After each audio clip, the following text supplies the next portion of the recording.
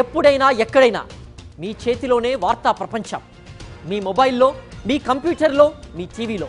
సాక్షి TV digital ప్రసారాల కోసం login అవ్వండి www.youtube.com/సాక్షి TV. Subscribe Sakshi TV YouTube channel. Animated movies అంటే డిస్నీ నుంచి రావాలి, హాలీవుడ్ వెళ్ళే రిలీజ్ చేయాలని ఏం లేదు.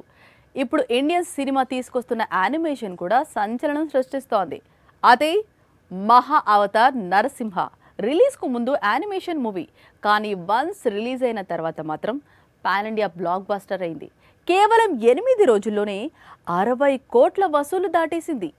యానిమేషన్ మూవీస్ కు హాలీవుడ్ ఇండస్ట్రీలో చాలా క్రేజ్ ఉంది. Lion king, inside out, frozen, super Mario లాంటి చిత్రాలు వేల కోట్ల రూపాయలు కొల్లగొడుతున్నాయి. ఈ చిత్రాలకు ప్రపంచవ్యాప్త ఆదరణ ఉంది. ఇప్పుడు ఇండియన్ సినిమా కూడా యానిమేషన్ మూవీస్ తీయడంలో నెక్స్ట్ లెవెల్ కు వెళ్ళింది. అదే మహావతార్ నరసింహ.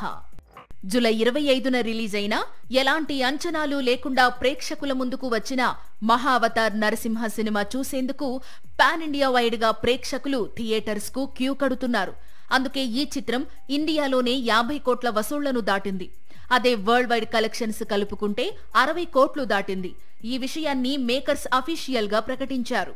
కేజీఎఫ్, కాంతారా, సలార్ లాంటి చిత్రాలను తీసిన హోంబలే ఫిల్మ్స్ 15 కోట్ల బడ్జెట్ తో మహావతార నరసింహ నిర్మించింది. అశ్విన్ కుమార్ తెరకెక్కించాడు.